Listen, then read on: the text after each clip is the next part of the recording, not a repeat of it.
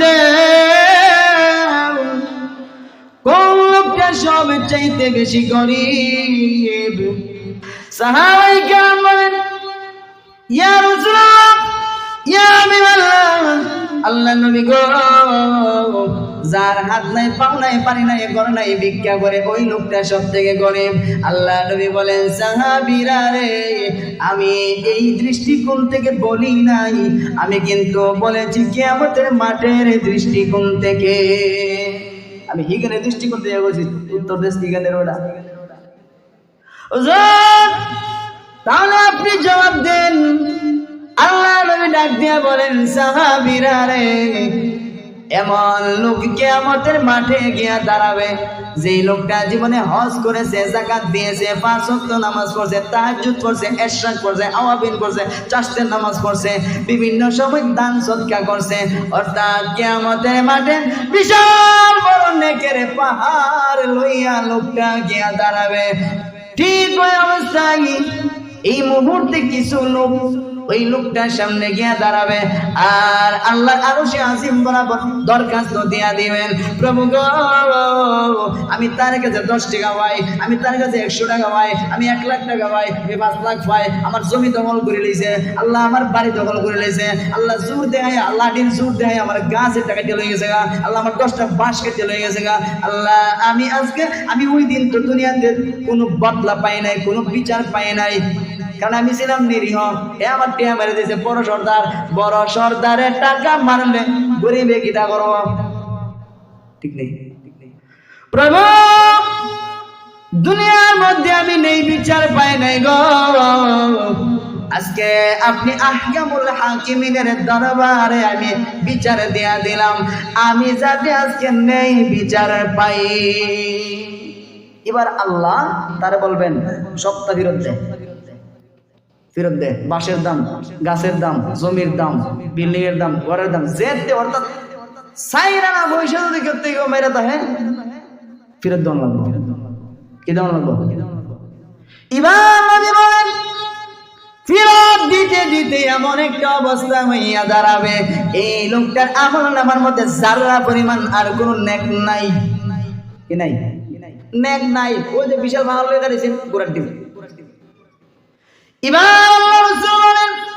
আরো কিছু পাওনাদার এখনো কিন্তু বাকি রয়ে গেছে, সব নেক দিয়া শেষ, পাওনাদার আরো বাকি। আল্লাহ ডাক দিয়া বলেন, বান্দারে,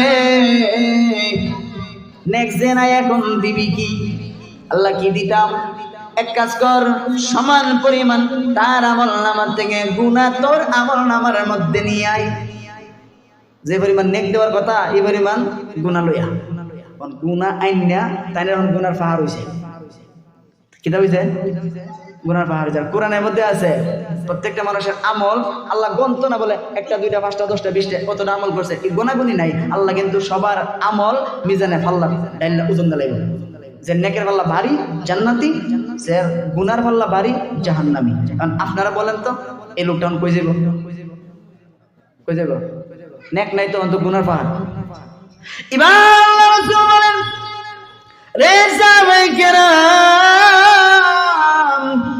আমি কিন্তু এই কথাটা বুঝাইতে চাইছিলাম। এবার তোমরা বলো, কোন লোকটা বেশি গরিব? সাহাবায়ে কেরাম বলেন, আল্লাহ নবী গো, নেক আমল কইরা পাওনাদারের পাওনা দিতে গিয়া জাহান্নামে যায়, এই লোকটা হইল সব থেকে গরিব। এই হাদিস যদি বুঝতে হ, তাইলে এবার চিন্তা করো, পাওনাদারের পাওনা এখন দিবা না তখন দিবা? যার হক মারছো, যার পাওনা, যে তোমার কাছে যা ফা তা কিন্তু দেওয়ান লাগবো। এখন না দেও, কাল হইলে দেওয়া লাগবে। ঠিক না বেটি? দুনিয়াত না দেও, পরকালে দেওয়ান লাগবে। পরকালে দিয়া জাহান্নামে যাইবা না, অহনি দিয়া মাফ নেবা, অহন দিয়া মাফ নিয়ে লাও, এখন দিয়া মাফ নিয়ে নেও। কথা ঠিক কিনা? বাবা মা এদের কাছে সব সন্তান সমান। সম্পদ বন্টনের বেলায় কথা বুঝেননি? আরে ভাই, আমার আব্বার কাছে, আমার আম্মার কাছে সম্পদ বন্টনের বেলায় ইসলামের বিধান অনুযায়ী আমরা কিন্তু সমান। ইসলামের বিধান অনুযায়ী মেয়ে যতটুকু পাইবে তাকে ততটুকু দেওয়া, সন্তান ছেলে যতটুকু পাইবে ততটুকু সমান সমান বন্টন করা, ইসলামের বিধান না। এখন যদি বাবার এবং মায়ের ভালোবাসা যেটা ভালোবাসাটা মনে করেন এক সন্তানের মধ্যে বেশি আসতে পারে, একটা সুমা একটু বেশি দিতে পারে, কুলো 2 বার বেশি লইতে পারে, কান্দ 2-3 বার বেশি লইতে পারে, কথা ঠিক না? কিন্তু একখানি ক্ষেত, এক পা জায়গা, একখানি জমিন এক সন্তানের বেশি ভালোবাসা তারে বেশি দিলাইব, এটা কিন্তু জুলুম। এটা কি বুখারীর হাদিস, এটা জুলুম, কোরআন শরীফের আয়াত, এটা জুলুম। এবং এই জুলুমের কারণে বাপ মা যে মিল্লা এক সন্তানরে দিলাইছে জমি 2টা বেশি, ক্ষেত দিলাইছে একটা বেশি, আরেক সন্তানের ঠকাইছে, এই জুলুম করার কারণে কিয়ামতের মাঠে মা বাপ কিন্তু আসামির কাঠ করে দাঁড়ানো লাগবো এবং ঠিক জাহান্নামে যাওয়া লাগবো। কারণ সন্তান তো তোমার কাছে আমানত ছিল, সন্তান তোমার সমানই ছিল। তোমার সম্পত্তি মনে করো 30 কানি, 2 ছেলে 15 কানি করে ভাগ করে দাও। কেন তুমি গিয়া বড় ছেলেকে বলো যে বাবারে তুই বড় ফুট, তুই অনেক আদর ভালোবাসার সোয়াদ পাইছো, তোর আদর করে কুলো কামড় আমরা ওগুলো আদর করে বড় করছি, আমার ছোট ফুটটা এটা মাইজ মোরা নিজুরা এই সেই অনেক একটা কাম করবো, বাবারে তুই নিকে 10 কানি, এরা দিলে 20 কানি, এর একটু বাড়াই দিলে ছোট ফুট। তুমি কেন এই কাজ করো? তুমি তো বড় জালিম বাবা, তুমি এই এগুলো দেখাইয়া জাহান্নামে যাইতে দিবে, কথা ঠিক নেই? কারণ তোমার আল্লাহ ইনসাফের বন্টনকারী বানাইছিল বাবা হিসেবে, কিন্তু তুমি এই হারামি কাম করলা কেন? এই হারামি কাজ করে তুমি তো জাহান্নামে যাওয়া লাগবো।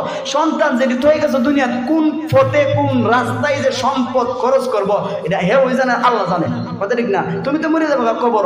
কিন্তু এই যে দুই নিত্যবাজিরা এই যে 2 নাম্বার এটা কইরা গেল, এক ছেলের কম দিলে আরেক ছেলেরে বেশি দিয়ে গেলা, ছেলে না হয় বাপ হিসাবে কিছু কইছে না, কিন্তু এর মনও কিন্তু টাটা পর একটা কষ্ট আছে, আব্বা আমার সাথে এই বেমানিটা কইরা গেছে, কিছু না কইলে কিন্তু মনের মধ্যে কষ্টটা আছে, কথা ঠিক না?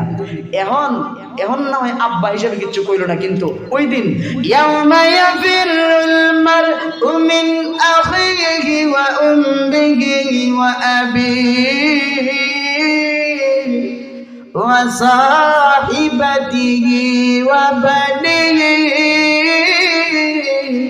ওই দিন কিন্তু ভাই নাই, বাপ পুত সম্পর্ক নাই, কেউ কাউকে পরিচয় দেয় না। ওই দিন মধ্যে পুতে তোমার ছেড়ে দিব।